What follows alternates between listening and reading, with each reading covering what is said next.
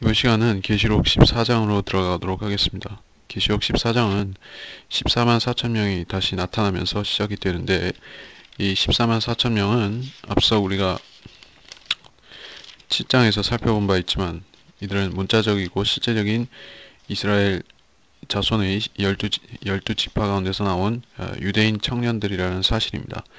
우리가 이것을 기본 전제로 알고 볼 적에 이들이 휴거받은 환란 성도들이라는 사실도 알 수가 있습니다. 환란 성도들이 처음에는 땅에서 사역하다가 이들이 순교했고, 그래서 이들이 휴거되었다는 것은 즉 그 환란 끝 무렵을 말하는 것입니다.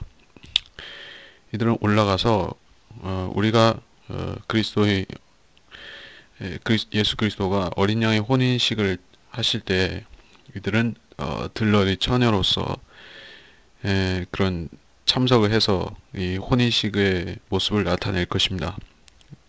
그래서 환란 성도들도 어린 양의 혼인식에 들어온다는 것입니다. 그런데 그들은 신부가 아니라 처녀들로 마태복음 25장에서 처녀들로 말씀했습니다. 그래서 14장을 들어가도록 하겠습니다. 1절부터 또 내가 쳐다보니 보라 어린 양이 시온산 위에 서 있고 그와 함께 14만 4천 명이 있는데 그들의 이마에는 그의 아버지 이름이 쓰여 있더라. 또 내가 하늘에서 나는 소리를 들으니 많은 물소리와도 같고 큰 천둥 소리와도 같더라. 또 내가 하프 타는 자들의 하프 소리도 들었노라. 그들이 보좌 앞과 네 짐승과 장로들 앞에서 새 노래 같은 것을 불렀는데 땅에서 구속을 받은 14만 4천 명 외에는 그 노래를 배울 사람이 없더라. 자, 어린 양이 시온산 위에 서 있다는 말씀. 시온산은 여기 땅에도 있고 하늘에도 있습니다. 그래서 이 하늘에 있는 시온산 같은 경우에는 지금 셋째 하늘에 있는 그 시온산을 말하는 것이고, 어린 양이 여기 있다고 했기 때문에 이들은 휴거된 것이 확실합니다. 하늘에 있는 것입니다. 그래서 이 14만 4천 성도들이 처음에 7장에 등장했을 적에는 땅에 있었던 것이 분명하고 14장에서는 하늘로 위치가 바뀌어졌습니다. 그래서 자연스럽게 내려지는 결론이 이 14만 4천은 환란을 통과하면서 휴거됐다는 것입니다. 그래서 우리가 정확히 이들이 순교했는지 아니면은 그 끝까지 살아서 견디다가 휴거되었는지 그거에 대해서 100%의 결론은 내릴 수 없지만 가장 자연스러운 것은 이들이 환란 성도들이 순교하면 같이 순교했을 것이라는 것입니다. 이들도 목배임을 당했을 것이다. 왜냐하면 이 사람들은 환란 성도들이 첫 열매들이기 때문에 순교하는 것이 맞습니다. 그래서 시온산이라는 것에 대해서 히브리서 12장 22절을 한번 보겠습니다. 히브리서 12장 22절에 그러나 너희는 시온산과 살아계신 하나님의 도성인 하늘의 예루살렘과 무수한 천사들과 이 말씀이 있는데, 시온산과 할 때 이 시온산은 땅에 있는 시온산이 아니라 하늘에 있는 것을 말했습니다. 그래서 시온산은 땅에도 있고 하늘에도 있다. 이게 기본입니다. 14만 4천이 있는데 이들은 동일한 그 사람들입니다. 7장에 등장했던 자들과 동일한 사람들입니다. 그들의 이마에는 그의 아버지 이름이 쓰여 있더라. 앞서 7장에서 어떻게 말씀했는가 하면은 하나님의 인장을 가지고 이마에 표시를 했습니다. 인장으로 표시를 했는데 여기서 재확인되는 것은 그의 아버지의 이름이라는 것입니다. 그 인장이라는 것의 내용이 아버지의 이름입니다. 즉 여호와의 이름인 것이죠. 주 하나님의 이름이 그들의 이마에 새겨진 것입니다. 쓰여져 있습니다. 그래서 적그리스도의 표를 받는 자들은 적그리스도의 이름인 그 숫자 666이 해당이 되고 새겨진 그들이 이마나 오른손에 받게 되는 것이고, 하나님의 종들인 14만 4천 명은 이마에 하나님의 이름이 새겨지는 것입니다. 이름이 새겨진다. 또 내가 그 하늘에서 나는 소리를 들으니 많은 물소리가 같고 천둥 소리가 같더라. 하프 타는 자들이 하프 소리도 들었다. 말씀이 있습니다. 이것은 성도들이 하늘에 있는 성도들이 찬양을 하는 그런 우레와 같은 소리입니다. 하늘의 오케스트라다. 예, 그렇게 말할 수가 있습니다. 그래서 이 실내 악단에서 그 하프가 들어가면은 전체적인 음색을 부드럽게 만들 수가 있죠. 그래서 이 하프 소리가 들어가면은 아주 듣기가 좋은 것입니다. 아주 신비적이고 신비롭고 몽환적인 분위기를 자아내는 것이 바로 하프라는 악기 특성입니다. 그래서 진정한 그 의미로서 하늘에서 내려온 악기라고 말할 때 이 하프를 말할 수가 있죠. 하프와 똑같지는 않지만 유사한 현악기들 중에서 음, 우리 민족한테는 이 검은고라는 것이 있죠. 이 검은고도 이 현악기 특성답게 이 천상의 것이라는 천상에서 왔다는 그런 찬사를 듣곤 했었던 것입니다. 아무튼 이 하프라는 악기는 하늘에서 유래된 것이다. 그래서 천사들이 그 어떤 천사들을 형상화시킨 그런 그림이나 이런 것을 보면 이 천사들이 손에 이 조그만 수금 같은 것을 이렇게 들고 들고 뜯는 것이 나오고 또 큰 하프도 있고 그래서 이 하프 타는 자들의 하프 소리는 천사들이 내는 것일 수도 있고 또 성도들이 연주하는 것일 수도 있습니다. 그래서 성경대로 믿는 사람들의 교회는 악기 훈련을 하는 것을 장려하죠. 우리 한국의 바이블 빌리버들도 그렇고 미국 바이블 빌리버들도 마찬가지로 여러 가지 악기를 다루는 것을 교육을 시키는 것을 중요시 하는 것이죠. 그래서 이 교회 안에서 이 악기들을 연주하는 것, 적정한 악기들을 사용하는 것은 참 중요한 부분입니다. 어떻게 보면 어떤 별로 안 중요한 것 같이 생각할 수 있지만 사실은 중요합니다. 이 음악이라는 것이 사람한테 끼치는 심리적인 영향, 영적인 영향이라는 것은 상당히 큰 것입니다. 그래서 이 전자악기를 자주 듣게 되고 하면은 또는 메탈 계통이나 전자악기를 자주 접하게 되면 사람이 이 성정이 날카로워지고 또 육신적이 되고 메탈 악기를 들으면 육신적이 되고 이 북소리 같은 것이죠. 그러면은 안 좋은 영향을 끼친다고 합니다. 네, 반면에 이 바이올린이나 첼로, 피아노, 이 클래식 피아노 소리 이런 것은 사람의 심성을 상당히 고르게 해주는 그러한 순화시키는 효과가 있다고 하죠. 그래서 그런 것까지 고려해서 교회에서 악기들을 사용하는 것입니다. 자, 2절에서 그리고 3절에서 보좌 앞과 내 짐승과 장로들 앞에서 새 노래 같은 것을 불렀다. 새 노래를 불렀는데 새 노래 같은 것이라고 했습니다. 그래서 요한은 이들이 부르는 노래를 정확히 인지할 수가 없었기에 새 노래에 우리가 요한이 알고 있는 새 노래는 무엇인가 하면은 우리가 이 시대에 구원받은 복음이 바로 새 노래입니다. 신약을 말하는 것이요. 예수님의 피만 우리가 자랑할 수가 있습니다. 이 시대에 우리는 예수님의 피 말고는 자랑할 것이 없습니다. 우리의 행위라는 것은 그 자체를 절대로 내세울 수도 없고 내세워서도 안 되는 것입니다. 우리가 하나님의 뜻에 맞춰서 뭔가 우리 손으로 뭔가 행한다고 하면은 그거는 우리의 자랑거리가 아니라 마땅히 해야 될 일을 의무로서 순종하는 것이지 우리가 행위를 자랑하고 그런 것이 이 시대에 없습니다. 구원과 관련해서는 우리가 예수님의 피밖에 없는데 그것이 즉 어린 양의 이 피를 믿는 그 새 노래인 것입니다. 근데 이 14만 4천 명이라는 이 유대인들은 새 노래 같은 것을 부르는데 새 노래는 아닙니다. 새 노래는 우리와 똑같은 믿음을 말하고 오직 믿음으로 구원받아서 은혜로 하늘나라로 가는 그걸 말하는데 이 14만 4천 명이라는 이 성도들은 예수에 대한 믿음과 또 율법을 지키는 것이 같이 있죠. 그래서 새 노래도 있고 모세의 노래도 있습니다. 모세의 노래는 모세의 율법입니다. 그래서 요한이 그 노래를 듣기에 새 노래도 있고 또 다른 것도 있어서 새 노래 같은 것이라 이렇게 말했다고 볼 수가 있겠습니다. 이들은 모세의 노래도 부른다는 것입니다. 그리고 땅에서 구속을 받은 14만 4천 외에는 그 노래를 배울 사람이 없더라. 예, 이 14만 4천 명이라는 이 존재들은 환란 성도들 중에서 첫 열매들이라 이렇게 그 첫 열매라고 통하는 그룹입니다. 환란 성도이긴 환란 성도인데 그들 중에서 가장 먼저 구원을 받았고 가장 먼저 복음을 전파하고 이러한 그룹인 것이죠. 그래서 14만 4천이라는 사람들이 환란 성도의 첫 열매다. 그리고 이 사람들만이 이 새 노래 같은 것을 부를 수 있습니다. 그렇다면 환란 성도들은 어떻게 구원을 받았을까요? 여기서 14만 4천 외에는 배울 사람이 없더라 말했는데 이들은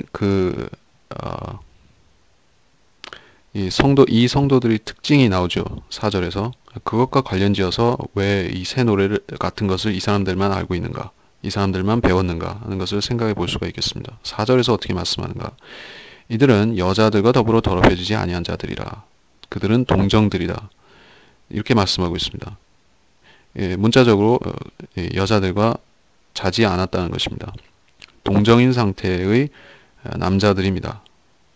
그리고 남자일 뿐 아니라 청년들, 정확히 연령대를 짐작하기는 힘들지만 10대 후반이나 20대 초반이나 이런 청년들인 것이에요. 그러한 동정인 청년들이다. 그래서 이 사람들은 어린 양께 첫 열매가 되어서 사람들 가운데서 구속을 받았습니다. 그런데 우리가 보면은 환란 때 믿는 많은 유대인들, 더 많은 유대인 환란 성도들, 더 많은 이방인 환란 성도들, 이런 사람들이 전부 동정은 아니라는 것이죠. 결혼한 사람들도 당연히 있겠죠. 어린아이도 있고 노인도 있고 동정도 있고 아닌 사람도 있고. 그런데 이 14만 4천이 동정이라는 이 사람들은 독특한 무리인 것이에요. 환란 성도들 중에서 특별한 사람들인 것입니다. 조금 차이가 있다. 그래서 이 사람들만이 부르는 이 사람들의 노래가 따로 있는 것이죠. 이들은 어린 양이 어디로 가든지 따라가는 자들로. 그러니까 이 사람들의 믿음의 근본은 예수 그리스도를 믿는 데 있습니다. 우리와 차이점은 없습니다. 그 점에서 예수 그리스도를 믿고 따른다는 점에서 차이점은 없는데 그래서 이 사람들을 그리스도인이라고 취급하고 싶은 유혹이 막 올라오는 것이죠. 그래서 개신교에서는 14만 4천이 교회라고 그냥 덥석 집어 올리는 것입니다. 덥석 미끼를 물어버리는 것이에요. 14만 4천을 그냥 그리스도인으로 해석해버리고 교회라고 해버리는 것입니다.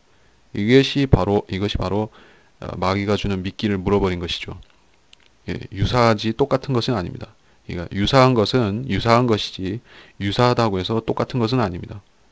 유사품과 동일 물건을 착각하면 안 되겠죠. 완전히 100% 똑같다.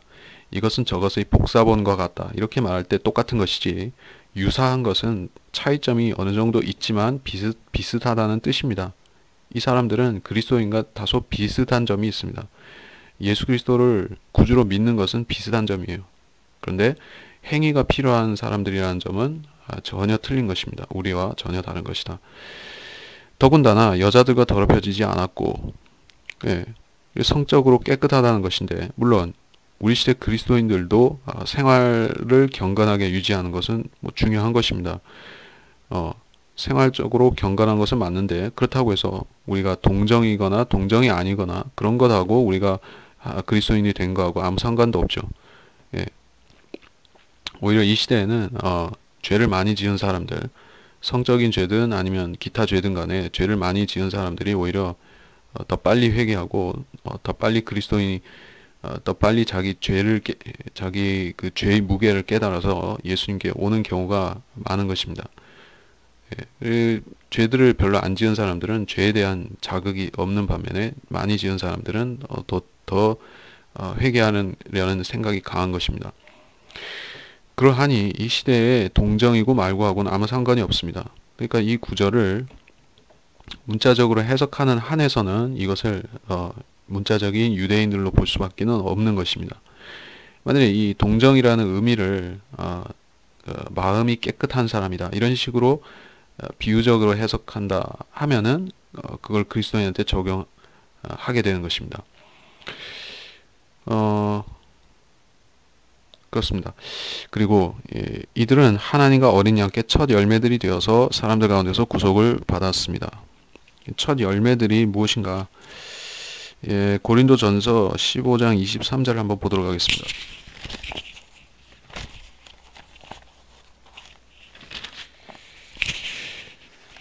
여기서 고린도전서 15장 23절에서는 이렇게 말씀합니다. 그러나 각자 자기 서열대로 되리니 그리스도가 첫 열매들이요 그 다음은 그리스도께서 오실 때 그분께 속한 사람들이라. 첫 열매들이라 이렇게 말씀하고 있는데 이 계시록에서 환난 성도들의 첫 열매들하고 예수님 초림 당시의 그 첫 열매들하고는 틀립니다. 구약 성도들이 예수님이 부활하실 때 같이 일부가 부활했습니다. 육체로서 부활했습니다. 그렇게 됨으로써 그때 부활한 성도들은 첫 열매들이 되었습니다.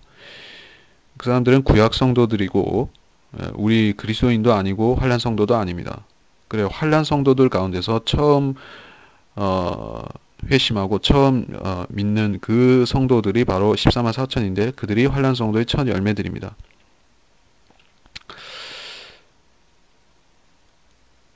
자, 그래서 이 첫 열매들이라고 할 때는 기본적으로 뭐냐 하면은 이 구약 성도들이 이때 부활하면서 신약 시대가 열렸습니다. 사실은 아이러니한 것이지만은 구약 성도들이 이때 일부가 부활했어요. 사실은 구약 성도들은 언제 부활해야 교리적으로 맞는가 하면은 환란 때나 아무튼 천년왕국이 시작하기 직전쯤에 부활해야지 그게 위치상 맞는 것입니다.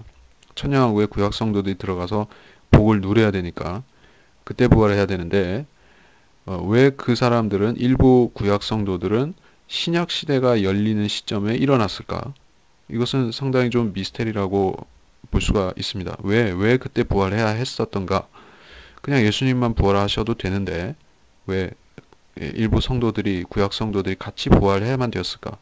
그거는 연구해 볼 만한 가치가 아마 있는 주제일 것입니다. 그래서 의도를 따져본다면은 그 구약 성도들은 공연히 그냥 일어난 것이 아닐 수도 있습니다. 그 성도들이 어쩌면은 100%는 아니지만 어쩌면은 모세와 엘리야가 대환란 때 이 땅에 나타나는 것과 유사하게 그때 부활한 그 구약 성도들도 아마 대환란 때 땅에 나타나는 것이 아닐까 하는 추정을 가능케 합니다. 그것은 충분히 가능한 추측인 것이에요. 그러나 검증하거나 혹은 반증할 수는 없는 논리입니다. 자, 어쨌든 첫 열매들이라는 것이 이 신약 시대가 열릴 때 일어났던 그 구약 성도들, 무덤에서 일어났던 구약 성도들, 그리고 환란 시대 때 그 첫 열매들은 또 이 14만 4천인데, 그 다음에 이 14만 4천이라는 뜻이 이 14만 4천은 그 환란 성도들의 부활과는 별개로 따로 부활한다는 것이 아닌가? 뭐 그러한 추정도 약간은 가능합니다. 만일에 그것이 사실이라고 하면은 그 우리 앞에 남아있는 이 휴거가 두 번이 아니라 세 번이거나 혹은 더 늘어날 수도 있습니다. 더 늘어날 수도 있습니다. 기본적으로는 두 가지인데 그리스도인들이 휴거받는 환란 전의 휴거가 있고 7년 환란 전에 휴거받는 그것이 있고 7년의 끝 무렵에 휴거를 받는 그 환란 성도들의 휴거가 있습니다. 그리고 구약 성도들 같은 경우에는 어느 쪽에 포함될는지 우리가 확실히 알 수가 없습니다. 우리가 휴거될 때 그들이 부활할런지 아니면 환란 성도들이 부활할 때 그들이 또 부활 휴거가 될런지 아니면은 적당히 나눠져 가지고 될런지 그럼 아니면은 뭐 다른 찬스가 또 따로 있든지 그 우리가 확실히 알 수가 없는데 거기다가 지금 14만 4천까지도 이들이 첫 열매들이라고 하니 이들이 별개로 부활할 가능성도 전혀 배제할 수는 없습니다. 그러나 그러한 확실한 근거가 없는 한에는 일단은 이 14만 4천도 다른 환란 성도들이 부활할 때 같이 환란 끝 무렵에 일어나지 않을까 그렇게 보는 것입니다. 일단은 그러한 쪽으로 생각을 합니다.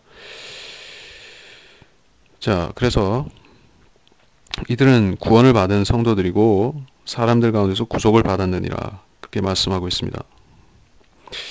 5절에 그들의 입에서 교활함을 찾아볼 수 없는 것은 하나님의 보좌 앞에서 흠이 없기 때문이라. 자, 입에서 교활함을 찾아볼 수 없다. 예, 이들은 이 땅에서 하나님의 사역을 했던 선지자로서 혹은 선교사로서 이 시대의 기준으로 보자면은 목회자 정도가 되는데 그러한 순회 전도 사역, 순회 전도자로서 사역을 했던 사람들이기 때문에 이들을 판단하는 잣대는 주로 무슨 말을 했었던 것인가, 어떤 교리를 전파했는가 하는 그 입을 따지는 것이요. 물론 이 시대에 우리 그리스도인들도 그리스도의 심판석에 가서 많은 행위들을 판단을 받겠지만 그 중에 사역자들 같은 경우에는 특히 말이 중요한 것입니다. 말이, 행동도 중요하지만 특히 무슨 말을 어떻게 가르쳤던가, 말로써 누구를 실족시켰던가, 아니면은 이 교리를 잘 설명하며 또 이 은혜가 되는 말을 하고 또 경고의 메시지를 할 때 적절하게 했었는가, 심판의 메시지는 적절했었는가, 그러한 말을 가지고 많이 따지게 될 것입니다.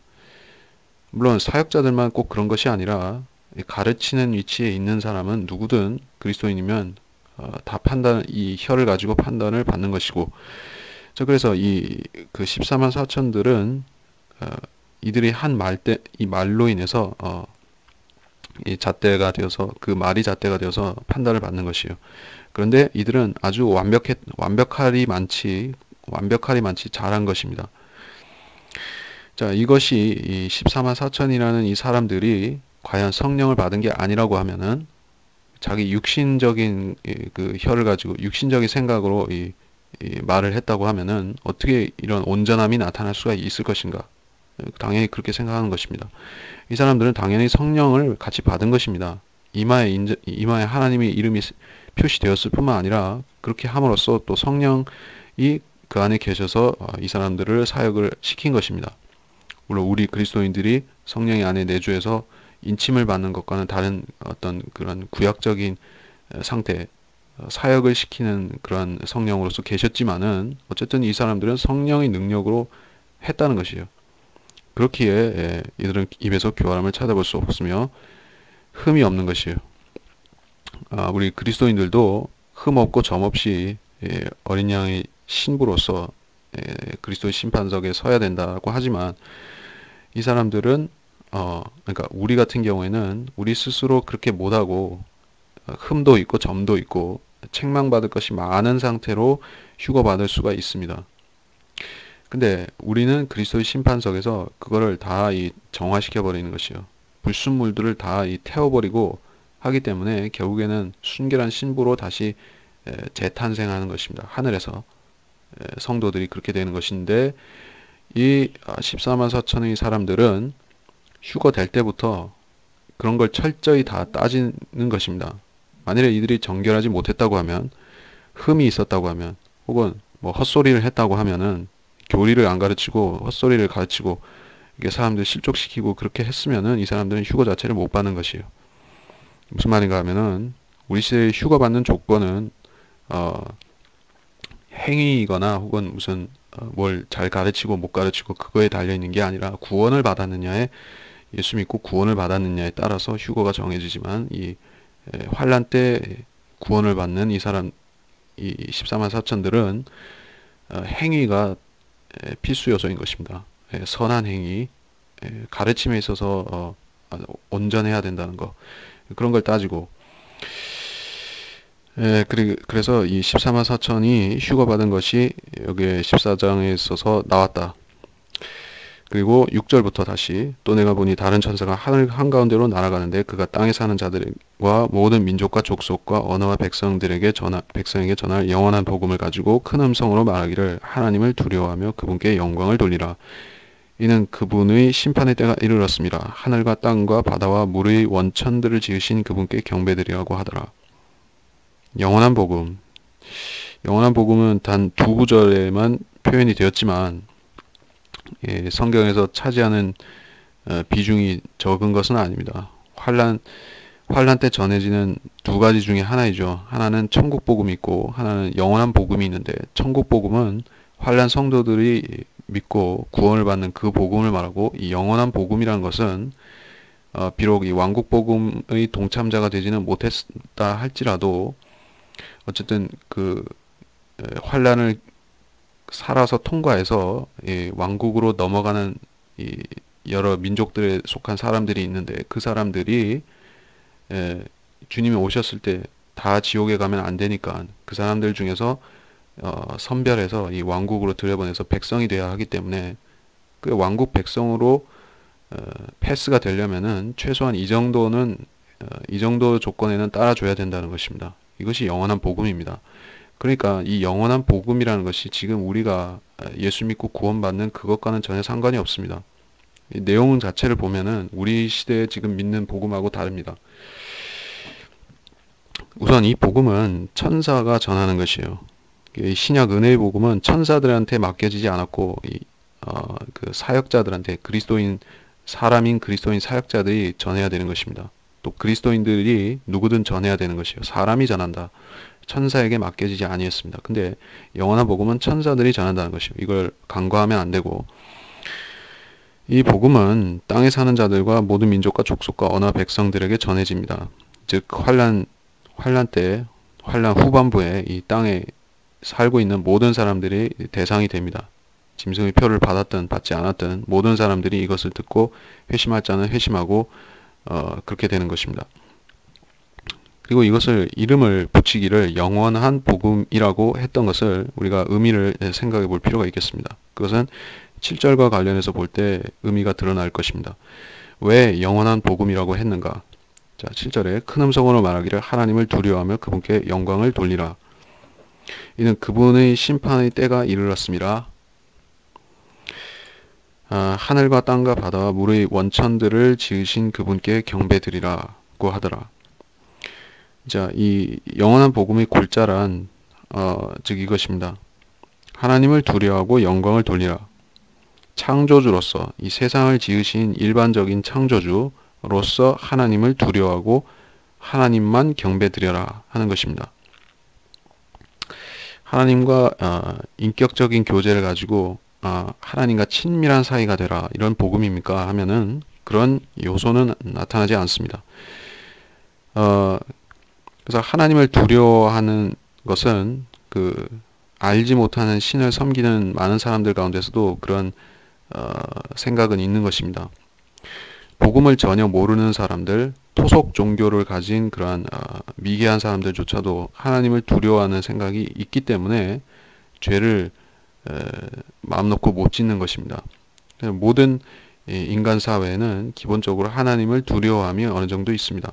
하나님을 두려워함이 있기 때문에 사실은 그 죄인들에게 복음을 전할 때 복음이 들어가는 것입니다. 하나님을 아예 두려워하지 않는 사람, 정말로 이 마귀같이 양심의 철판을 덧대고 있는 사람이라고 하면은, 즉 양심이 화인 맞은 경우 같은 때는 복음이 안 전해지는 것이에요.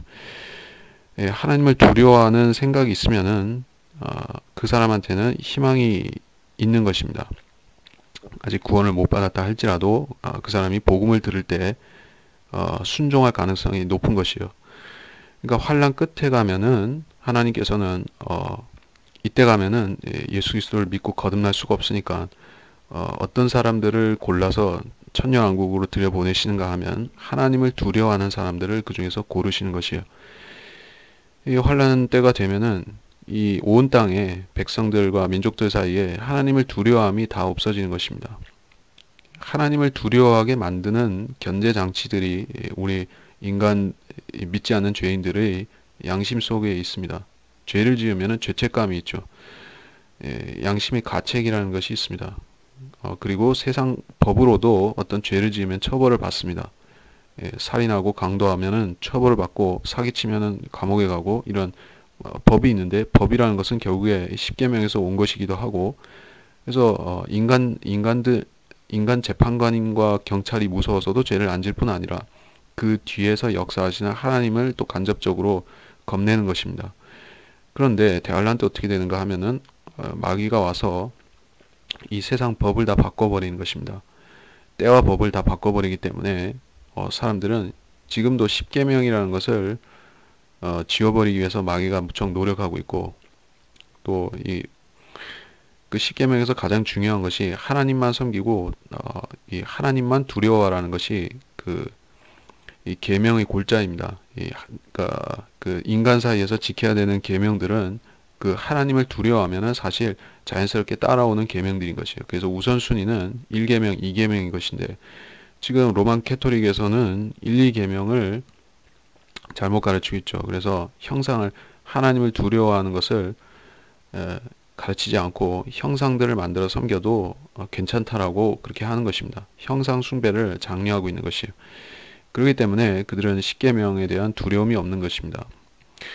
그러나 기본적으로 인간의 양심이 작동하고 있기 때문에 그 죄를 마음껏 짓지는 못합니다. 근데 환란 때는 수많은 사람들이 이제 더 이상 죄에 대한 경각심이나 두려움이나 이런 것이 없기 때문에 양심이 마비된 사람들이 활보하면서 죄들을 물 마시듯이 짓고 또 이 법을 무시하는 것입니다. 그러한 세상 속에서 아직까지 양심이 살아있는 사람, 하나님의 존재를 인지하고 두려워하는 사람, 그런 사람은 하나님께서 그들을 보존해서 천년왕국으로 들여보낼 가치가 있다는 것입니다. 그러니까 지금 이 시대 기준으로 보면은 그런 양심이 살아있다고 해서 구원을 받을 수가 없는데, 그 자체로서 구원받는 것이 아닙니다. 지금 아무리 양심적으로 산다고 해서 구원받을 수가 있습니까?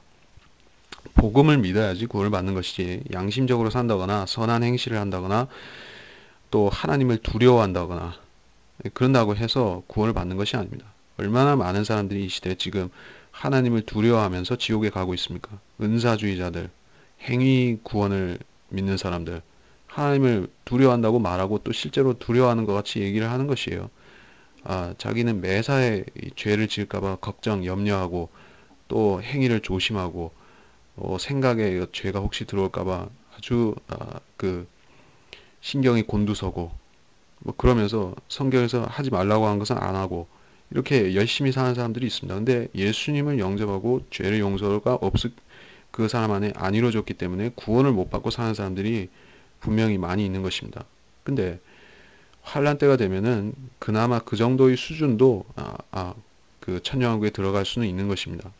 왜냐하면은 워낙에 나머지 사람들이 완전히 개차반으로 전락하기 때문에 절반쯤 짐승 수준으로 되기 때문에 최소한의 양심만 지키는 정도, 하나님을 두려워할 줄만 알면은 그걸로 패스가 되는 것입니다.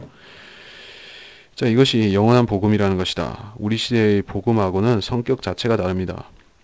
영원한 복음을 지금 믿는다고 하면은 그 사람은 이 복음에 아직 순종을 안 한 것입니다. 영원한 복음의 수준이 아니라 지금은 예수 그리스도의 피로 거듭나야 되는 것입니다. 예수님의 피와 성령으로 거듭나야지 지금 구원을 받지, 영원한 복음을 믿는답시고 양심적으로 살고 하나님 두려워하고 그게 십계명을 지켜보려고 애쓰고 뭐 그런 수준이 아닙니다. 8절부터 또 다른 천사가 뒤따라가며 말하기를 큰 도성 바빌론이 무너졌도다 무너졌도다 무너졌도다. 큰 도성 바빌론이 무너졌도다 무너졌도다. 이는 그녀가 모든 민족들에게 그녀의 음행으로 인한 진노의 포도주를 마시게 하였음이라고 하더라. 셋째 천사가 그들을 따라가며 큰 음성으로 말하기를 누구든지 그 짐승과 그의 형상에게 경배하고 그의 표를 자기 이마나 손에 받는다면 그 역시 하나님이 진노의 포도주를 마시게 되리니 그것은 그의 진노의 잔에 혼합하지 않고 부은 것이니라.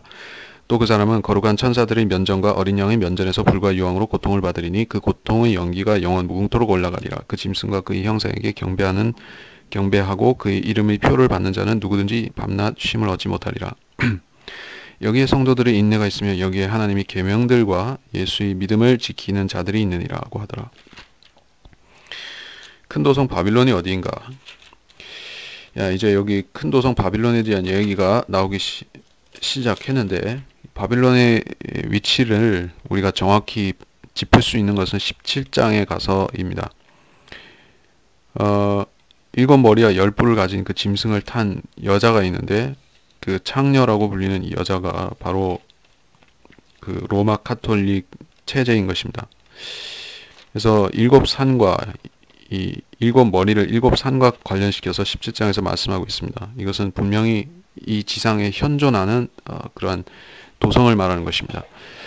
그래서 이 바빌론이라는 도성은 처음에는 니무롯이라는 이 악당이 창세기에서 그자가 바빌론이라는 도읍을 처음 세웠었고, 그러다가 그 뒤에 이 신비 종교 형태로서 이 바빌론이 계승된 것입니다. 쭉 계승되다가 그것이 지금은 로마의 바티칸으로 가서 머물고 있습니다. 이 바빌론이 머무는 장소는 바로 사탄의 자리가 됩니다.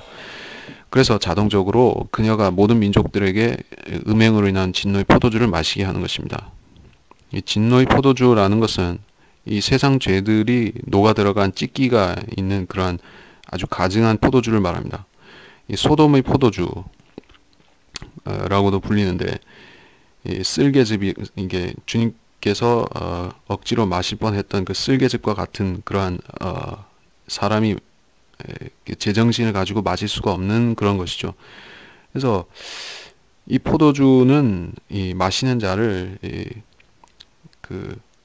이 죄책감을 없애고 마비시키고 또 거침없이 이 죄악을 저지르게 만드는 그런 것인데, 말하자면은 이 로마 카톨릭 종교에서 장려하는 것 몇 가지가 있는데, 형상 숭배를 장려하고 어떤 신비 체험을 장려하기도 하고, 은사주의에서 강조하는 요소가 카톨릭에도 동일하게 있습니다.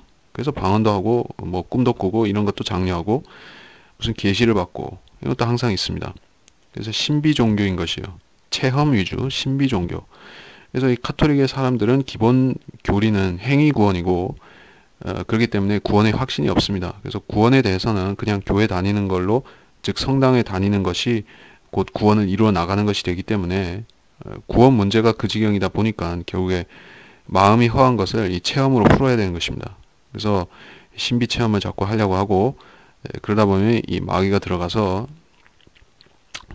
영적으로 이 진노의 포도주를 먹이고 취하게 만드는 것입니다. 그래서 셋째 천사가 그들을 따라가며 큰 음성으로 말하기를 그 짐승과 형상에 경배하고 표를 자기 이마에 손에 받으면 이라고 말씀하고 있습니다. 그래서 이 짐승의 표를 받는 것은 짐승의 형상에 경배하는 것과 서로 밀접하게 연관이 되어 있습니다. 이거를 관련 없다고 말할 수가 없는데, 짐승의 표만 받으면은 지옥에 가느냐? 그렇지는 않습니다. 짐승의 표만 받고 그 자체로서 지옥 간다면은 좀 변명할 거리가 되겠죠. 사실은 짐승의 표를 받았는데 만일에 그것이 베리칩이었다라고 치죠. 만일에 그것이 100% 베리칩이 아닐지도 모르지만, 어쨌든 지금 그 소위 말하는 그 베리칩이 짐승의 표가 된다고 치고, 그렇다면 자기가 의지로 받았든 뭐 잘 모르고 받았든 그렇게 해서 그걸 받았는데, 받은 것 자체로 그냥 지옥에 가라고 하면은 상당히 억울할 것이 아닙니까? 나는 그 칩이 그런 칩인 줄 모르고 받았는데 왜 내가 지옥에 가느냐? 근데 결국에 변명할 것이 없는 것은, 그것을 받는 것은 무엇인가 하면 결국에 이 사탄의 종교, 사탄의 그 왕국에 순종하는 이 신민이 되는 표시인 것이에요.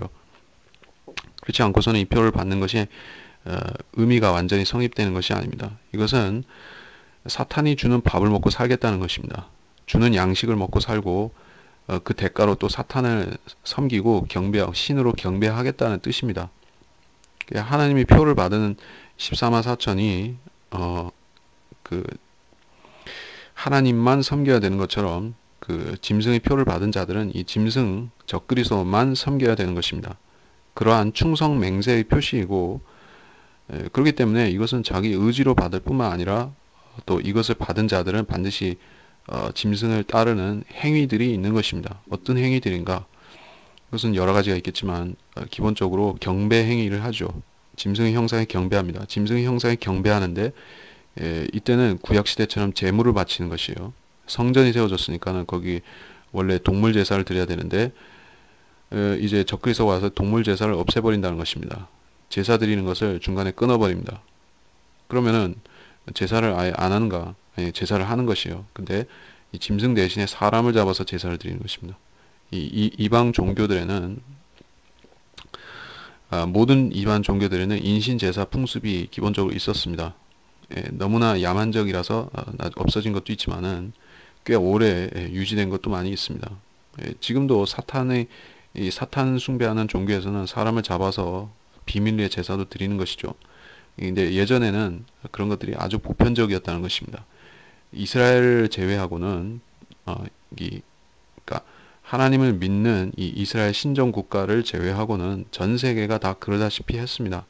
그런 게 없는 나라가 없었습니다. 그러니까 이 인신 제사를 또 하게 되는 것이에요. 자, 사탄이 와서 그것을 시키게 된다. 그러면은 짐승의 표를 받은 자들은 저 유대인을 죽여라 하면은 죽여야 되고, 죽인 시체를 가지고 제사를 드리라고 하면 또 드려야 되는 것이에요.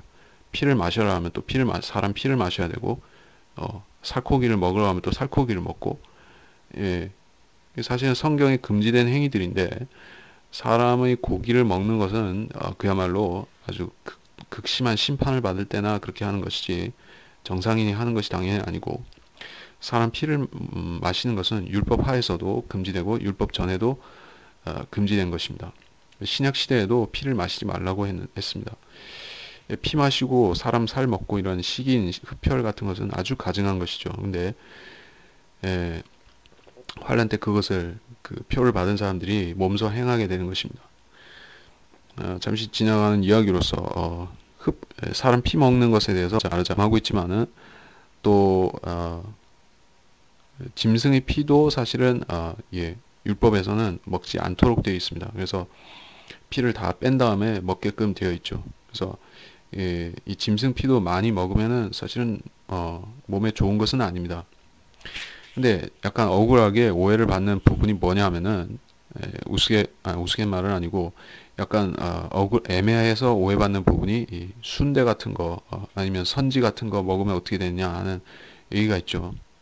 사실은 익힌 것은 상관이 없어요.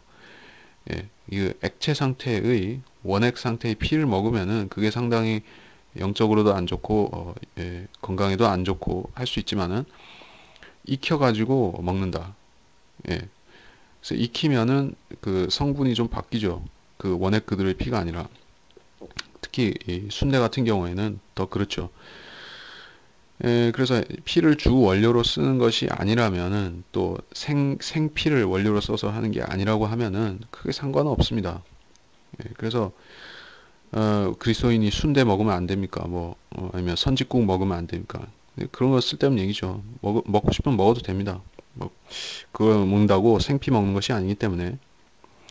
또 수혈이 어떻게 되는가? 이거는 주로 여호와의 증인들에서 이 수혈 가지고 얘기를 많이 하고, 수혈 받지 말자.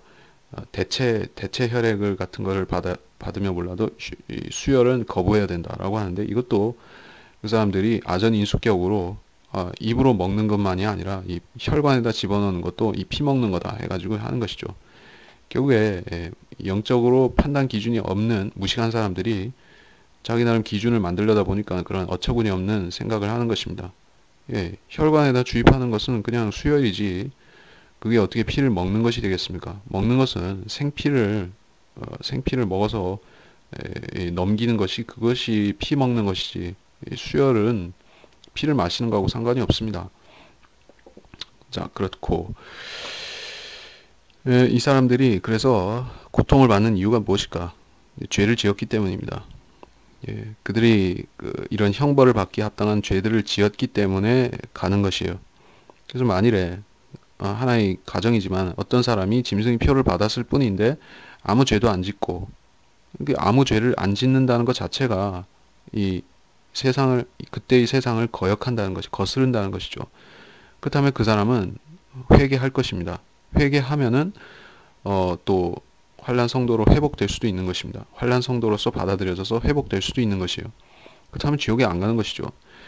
그러니까 하나님께서 어떤 사람을 그냥 이 짐승의 표를 받았다는 그 한 가지 조건만 가지고 그냥 싹 지옥에 보내는 것이 아니라 그 행실을 같이 보고 판단하는 것이에요. 짐승의 표를 받는 자들은 그들이 짓는 죄들이 있습니다. 특정한 어떤 가증한 죄들이 있는 것이요. 그래서 그것 때문에 용서받지 못하고 지옥에 가는 것이요. 짐승과 그 형상에게 경배하고 그 이름의 표를 받는 자는 쉼을 얻지 못하리라. 지옥에 간다. 여기에 성도들의 인내가 있고 여기에 하나님의 계명들과 예수의 믿음을 지키는 자들이 있느니라. 그래서 성도들의 인내가 있다고 했습니다. 우리 인내라는 이 덕목은 이 그리스도인한테도 적용되고 또 강조할 만한 것인데, 한란 성도들한테 이 인내라는 것이 특별히 강조가 되는 이유는 이들이 특정한 기간이 1260일 후 3년 반이죠. 이 기간을 견디면서 통과해야 되고, 또는 그 목배임을 당할지라도 에, 그, 그 상황을 이겨야만 되는 것이에요. 그래서 이들은 알 수 있는 지식이, 영적 지식에 있어서나 또 예언을 아는 모든 것에 있어서 우리보다 잘 모를 수가 있습니다.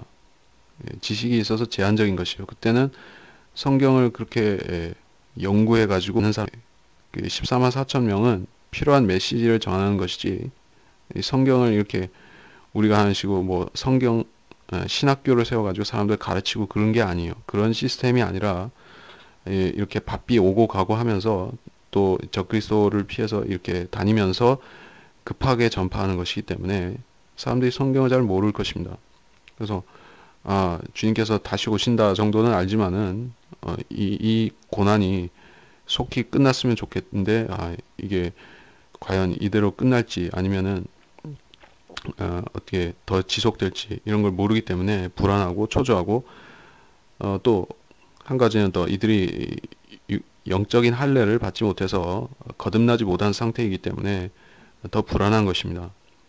거듭난 사람, 이 시대에 우리가 같이 거듭난 그리스도인들은 여지간한 상황이라 할지라도, 환난 성도와 동일한 상황에 만일 처한다 할지라도 우리가 한 가지 위안거리를 얻을 수 있는 것은 이것이죠. 만일 우리가 어떤 최악의 상황에 처해서 자기 의사가 그런 것이 아님에도 불구하고 어떤 고문을 받다가 극도의 고문을 당하다가 내가 어쩔 수 없이 짐승의 표를 받게 된다, 이런 상황에 처하면은 이 시대 그리스도인 같은 경우에는 나한테 구원의 보장이 있다고 하면은 내가 억지로 예수님의 이름을 부정한다 해서 지옥에 안 가는 것입니다. 억지로 그렇게 한다 해도 거듭난 사람은 지옥에 안 가겠죠. 근데 환란시대의 사람은, 환란시대 구원받은 사람은 자기 입으로 부정하면은 거기서 끝나는 것입니다. 지옥에 가는 것이에요. 그러니까는 이 사람들은 얼마나 불안할 것입니까? 살아도 불안하고, 또 순교했으면은 거기서 이룬 것이지만, 다 이루어진 것이지만은 어쨌든 그 과정까지가 험난한 것이에요. 우리는 한번 거듭날 적에, 믿고 거듭날 적에 거기서 우리 구원 문제는 거기서 끝났지만은 환란 성도들은 끝까지라는 조건이 있기 때문에 참 힘든 것입니다. 그래서 그들은 인내가 중요하고 하나님의 계명들이 또 중요합니다. 하나님의 계명들이라는 것을 신약 교회에 주신 그러한 서로 사랑하라라든지 하나님을 첫째로 사랑하라 뭐 이런 계명들과 동일시할 경우가 있는데, 사실은 그것 이상입니다. 지금 우리는 구약의 율법들에 대해서 신경 쓸 필요가 없습니다. 영적인 적용은 할지언정 특별히 이 십계명 같은 경우도 우리가 그것 중에 의식에 해당하는 계명이 있죠. 절기 계명, 안식일을 거룩히 여기고 지키라는 이 계명을 우리가 문자적으로 지킬 수가 있느냐? 지킬 수가 없습니다. 안식교도들도 안식일을 지킬 수가 없어요. 왜냐하면 그들은 유대인이 아니기 때문에, 또 이스라엘에 살고 있는 유대인이 아니기 때문에 안식일을 지킬 수가 없습니다. 그러면 우리가 십계명을 어기는 것입니까? 아니죠. 우리 시대에는 이 십계명이라는 것이 구원의 조건이 아닙니다.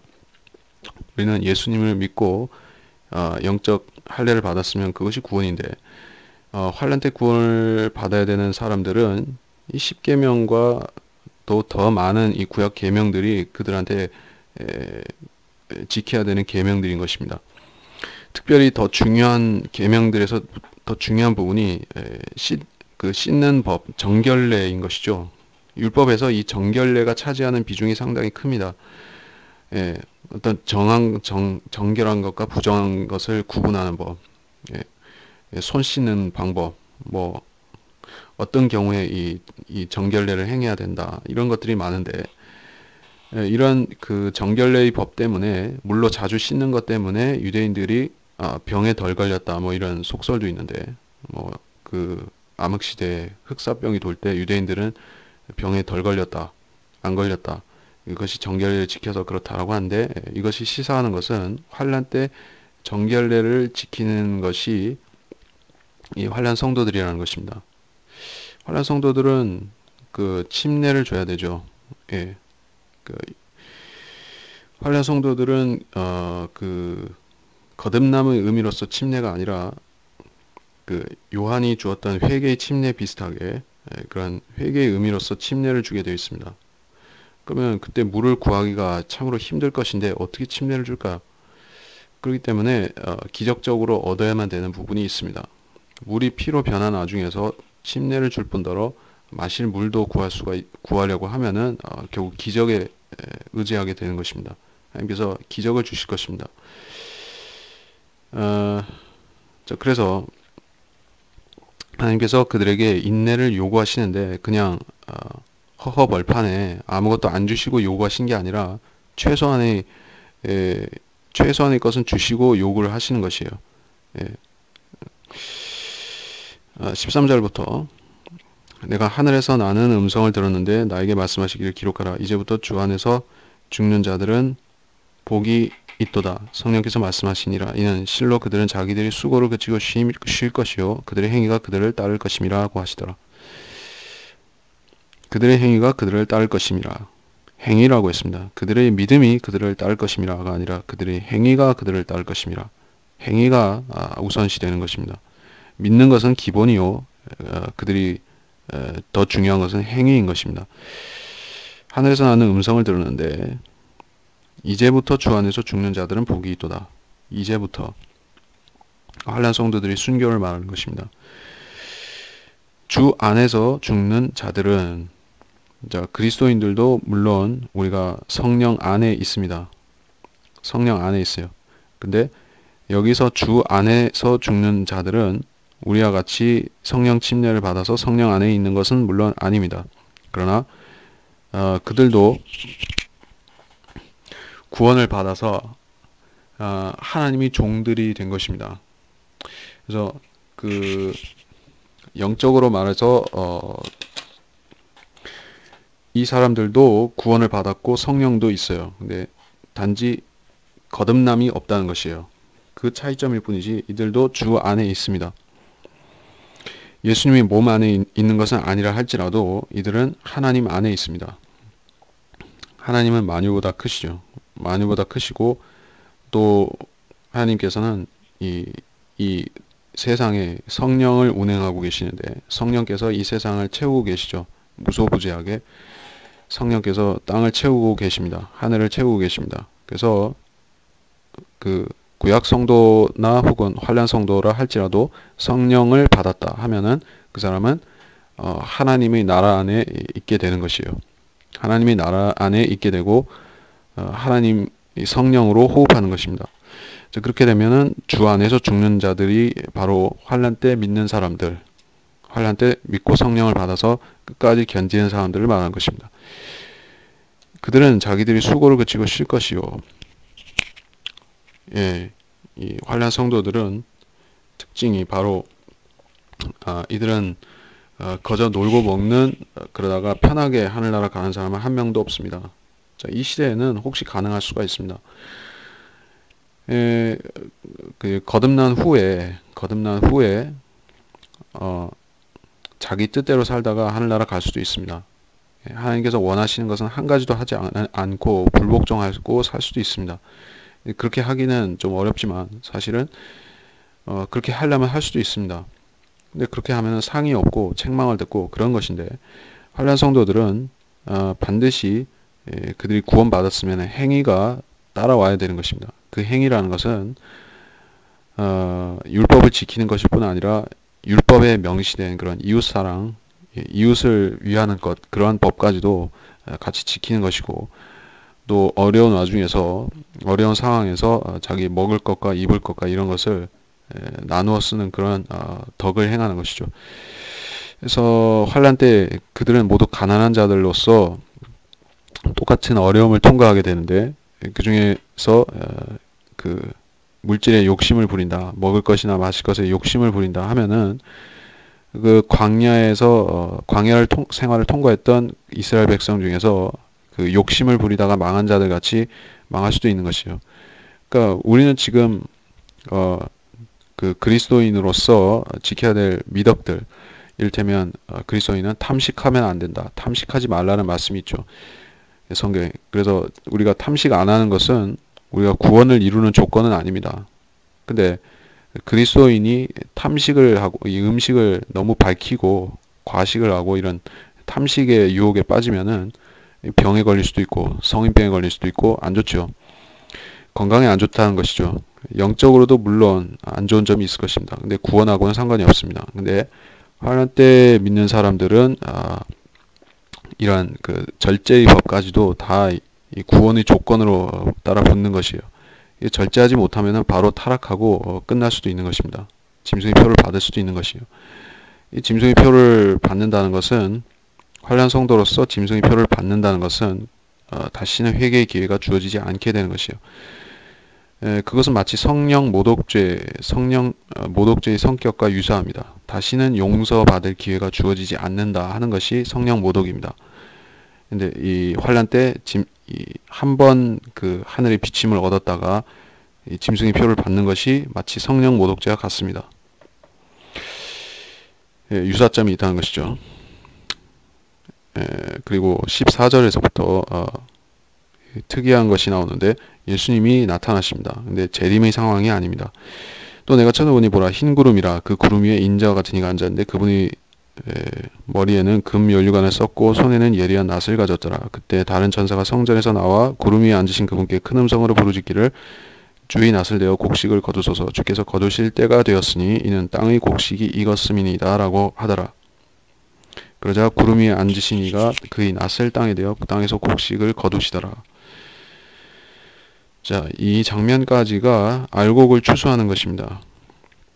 이 알곡들은 바로 이 앞전에서 나왔었던 그 하나님의 계명들과 예수의 믿음을 지키는 이 12절에서 말씀하셨던 그 성도들인 것이에요. 짐승의 표를 받지 않고 예수의 믿음을 지킨 사람들입니다. 그 사람들을 이제 데리고 가신다는 것입니다. 언제? 지상 재림할 때가 아니라 그 전에 와서 데리고 가십니다. 그것이 바로 이 흰 구름과 관련한 인자인 것이에요. 그래서 여기서도 인자와 같은 이가 앉았는데 라고 말씀하고 있죠. 유의해 볼 만한 표현입니다. 인자와 같은 이, 그리고 앞서 14장 3절에서는 새 노래 같은 것. 그러니까 이런 표현이 등장할 때는 무엇 같은 것 할 때는 유사하다는 것이 100% 같다는 게 아니라는 뜻입니다. 매우 유사하다 뭐 그런 뜻입니다. 인자와 같으니 인자라는 것은 이 땅에 오시는 예수님을 말합니다. 땅에 오셔서 땅에서 심판하시고 땅에서 다스리시면은 그 분이 바로 인자이신 예수님인데, 그러니까 인자라고 할 때는 확실히 이 땅에 오셔야 되는 것입니다. 구름 위에 있으면은 아직 인자가 아닌 것이에요. 완전히 이 땅에 내려와야 인자가 되는 것이에요. 근데 보니까 여기서는 흰 구름 위에 단지 앉아 계시는 것이에요. 그러니까 땅에 있는 사람들이 쳐다볼 수는 있는데 이 땅으로 온전히 내려온 상태가 아닙니다. 그렇기 때문에 인자가 앉았는데 하지 않고 인자와 같은 이가 앉았는데 인자인가 인자가 아닌가, 저분이 지금 내려오시는 것인가 아니면은 저기에 머물다가 다시 가시는가, 이런 약간 애매해 보이기 때문에 인자와 같은 이라고 표현한 것입니다. 사실은 주님께서는 여기 흰 구름 타고 오셔서 바로 이렇게 내려오시는 게 아니라 누구를 데려가려고 이때 오신 것이에요. 그래서 인자와 같은 이가 된 것입니다. 그리고 또한 참고적으로 사도 바울 같은 경우에는 그 휴거에 대한 본문을 쓸 때 예수님을 인자라고 단 한 번도 말씀하지 않았습니다. 사도 바울은 휴거와 관련해서 인자라는 표현을 절대 쓰지 않았습니다. 근데 여기서는 인자가라는 표현이 등장했기 때문에 이것은 환란 끝 무렵, 즉 그 인자가 나타날 그 무렵에 있는 사건이라는 것이 명백합니다. 우리의 휴거하고는 전혀 상관이 없는 구절입니다.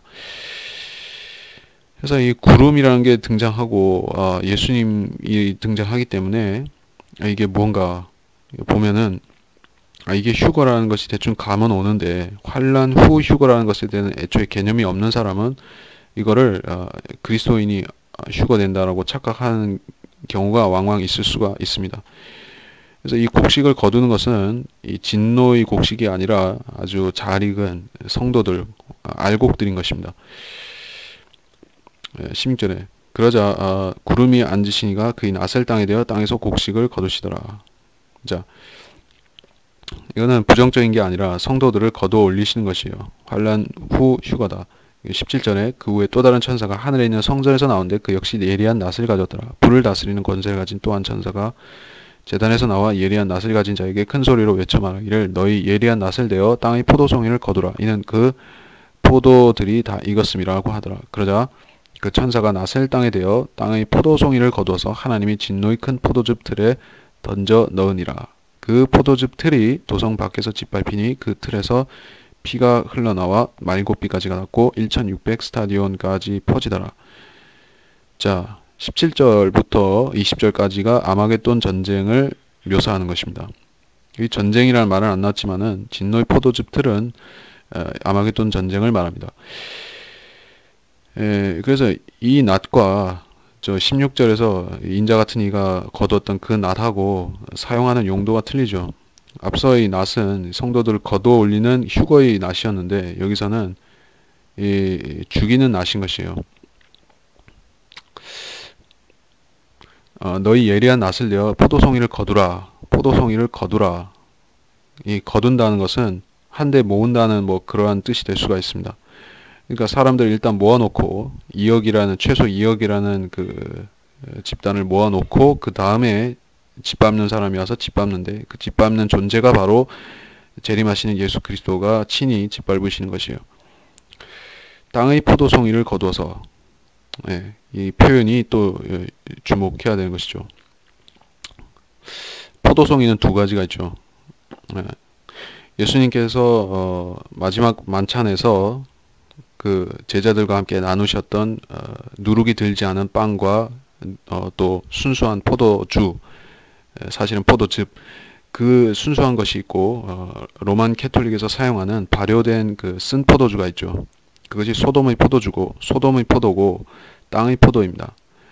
그래서 이것은 종교적인 의미가 분명히 강하게 있습니다. 땅의 포도송이라는 것은 즉 짐승의 표를 받은 자들이고 또 그들은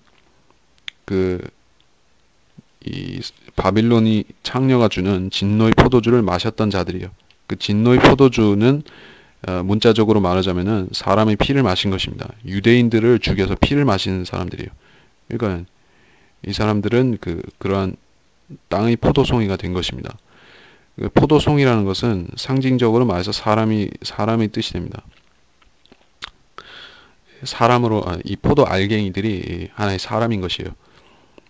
그래서 이것을 포도를 밟으면은 포도 알갱이를 밟으면은 터져가지고 나오듯이 그렇게 유사한 묘사를 한 것입니다. 주님께서 그들을 밟아서 뭉개버리실 것이다. 하나님의 진노의 큰 포도즙 틀이 어디에 만들어질 것인가? 팔레스타인 땅 전체에 틀이 만들어질 것입니다. 그래서 그것이 도성 밖에서 짓밟힌다 이렇게 말씀하고 있습니다. 전쟁이 아마겟돈 전쟁이라는 것이 아마겟돈이라는 데서 시작이 되지만은 그 전쟁이 끝나는 장소가 예루살렘 인근입니다. 그래서 그거에 대해 자세히 말할 지금 본문은 아닙니다만은 도성 밖이라고 하는 장소가 예루살렘 동편 정도가 되는 것입니다. 그게 주님께서 큰 골짜기를 하나 여실 것입니다. 마치 이스라엘 백성이 홍해를 건널 때 이 바다를 이렇게 두 쪽으로 갈랐던 것과 유사하게 또 요단강 건널 때 여호수아 군대를 위해서 이 강이 열려졌던 것과 같게 이렇게 골짜기가 생기면서 그것이 처음에는 그 유대에 있는 예루살렘에 있는 남은 자들이 도피 통로가 됐다가 조금 있다가 이 적그리스도의 군대가 거기로 들어오게 되는데 그러면 주님께서 거기를 짓밟아서 문자 그대로 피의 강을 만드시는 것이에요. 그러면 그 골짜기에서 그 하류 요단강 하류 쪽으로 피가 흘러내리는 것이에요. 또 팔레스타인 전역으로 피가 번지는 것입니다. 그래서 이 여호사밧 골짜기가 이 포도즙 틀과 연관이 된다. 그렇게 볼 수가 있습니다. 여호사밧 골짜기에 대해서 지금 볼 필요는 없을 것 같고 1600 스타디온까지 퍼지더라. 이것은 그 팔레스타인 땅 전체를 놓고 봐야지 이해가 되는 그런 거리인 것이에요. 예, 그래서 이 이스라엘 땅이 어, 그 지금은 한국 남한 정도보다도 더 적은 땅인데, 예, 그 아마겟돈이라는 지역은 이스라엘의 최북단에 있습니다.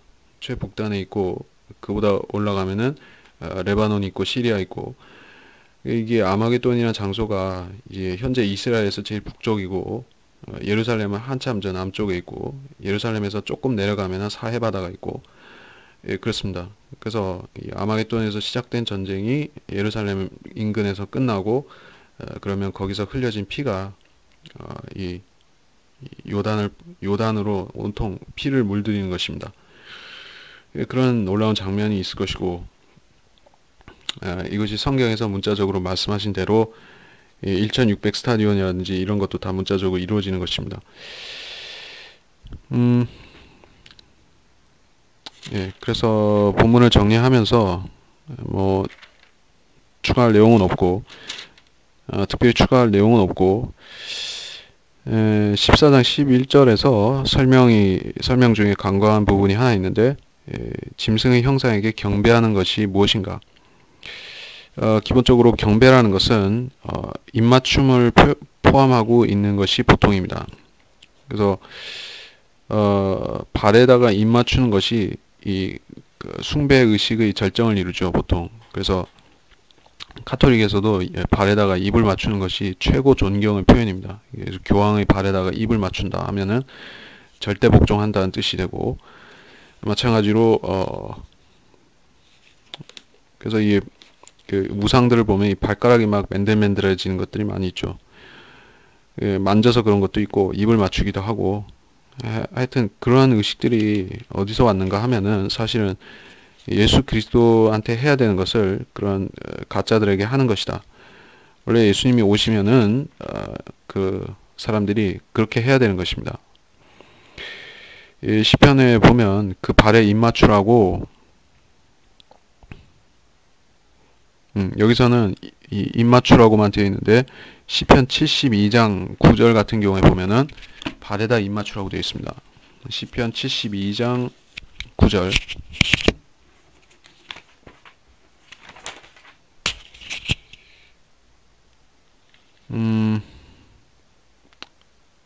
72장 9절 맞네. 72장 9절에 광야에 거하는 자들이 그의 앞에 절하고 그의 원수들이 먼지를 핥으리이다. 주님의 발에 묻은 먼지를 핥는 것이에요. 실제 일어날 사건입니다. 그래서 경배 의식 중에 하나님과 예수 그리스도를 경배하는 의식에 발에 입 맞추는 것이 있습니다. 그러니까 사탄도 유사한 것을 요구할 것입니다. 하나님께서 하시고자 하는 것은 사탄도 다 하려고 하는 것이요. 비슷하게. 그래서 대환란 때 적그리스도를 숭배한 사람들은 그 적그리스도 자신한테 입을 맞추든지 발에 입을 맞추든지 아니면 그 형상에다가 입을 맞춰야 됩니다. 그래서 그 이것이 즉 이 적그리스도를 숭배하는 의식은 즉 뭐가 있는가 하면은 접촉점이라고 하는 그런 은사주의에서 말하는 접촉점이라는 개념이 있습니다. 그래서 이 컨택 포인트라는 것이 이 은사주의에서 아주 중요한 것이요. 안수를 주로 중요시하죠. 그래서 안수를 해서 무엇을 영을 받는다. 또 그 무엇을 전파시킬 때 이렇게 접촉을 시키려고 하는 것이죠. 성령을 받을 때도 그런 식으로 하려고 하는 것이죠. 이게 하나님께서 원래 제정하신 법이 있는데, 경배 중에 경배 의식에 그러한 접촉이 있는데 그거를 마귀가 이렇게 응용해서 사용한다. 그렇게 볼 수가 있습니다. 더러운 영들도 성령께서 하시는 것을 유사하게 짝퉁으로 하는 것입니다. 그래서 악령을 주는 방법도 안수를 통해서 주고 그렇게 하는 것이에요. 근데 우리가 지금 이 시대에 우리가 성령을 받는 것은 반드시 어떤 접촉이 필요하지는 않다. 근데 이 더러운 영들은 주로 이렇게 접촉점을 찾습니다. 몸에서 몸으로 전파되는 방식이 접촉입니다. 그래서 우리 그리스도인들은 육신이 구원 자체하고 육신하고 상관없지만은 이 몸을 성령이 거하는 전으로서 깨끗이 지키려고 하면은 더러운 영들이 들어올 수 있는 통로를 허용하지 말아야 되는 것이요. 그래서 은사주의 하는 곳에 가서 쓸데없이 무슨 안수를 받는다든가 무슨 접촉점을 찾으려고 이 머리를 내밀고 이러면은 더러운 영을 받을 수가 있는 것입니다. 마귀는 이 육신을 더럽힐 수가 있는 것이요. 예, 거듭난 사람조차도 할 수가 있습니다. 그러니까 우리는 그런 것을 하면 안 된다. 예, 그런 말씀으로 마무리 지으며 그래서 이번 시간에 여러분이 얻은 교훈들은 영원한 복음에 대해서 여러분이 봤을 것입니다. 이 개념에 대해서 처음 접한다거나 익숙지 않은 사람들은 이게 무언가 생각할 텐데 그래서 제가 보니까 영원한 복음으로 인터넷에 쳐보면은 영원한 복음을 전한다는 그러한 목사들도 있는 것 같습니다. 무식해서 그런 것이겠지만은 참 딱한 것이죠. 진짜로 영원한 복음을 전한다고 하면서 전하면 어떻게 되는가? 사람들을 지옥에 보내는 것입니다. 이거는 환란 때 천사들이 하면 상관없는데 지금 그리스도인이라는 사람들이 이걸 하게 되면은 사람들 지옥 보내는 것입니다. 그렇기 때문에 우리는 절대로 예수님이 은혜의 복음 외에는 다른 것 전하려는 것은 엄두도 내면 안 됩니다. 그렇게 하면은 그 사람도 그걸 하는 그 사람 자체도 저주를 받고 그걸 받아들이는 사람도 망하는 것입니다. 그런 것은 하면 안 된다. 그래서 이번 시간을 마치도록 하겠습니다.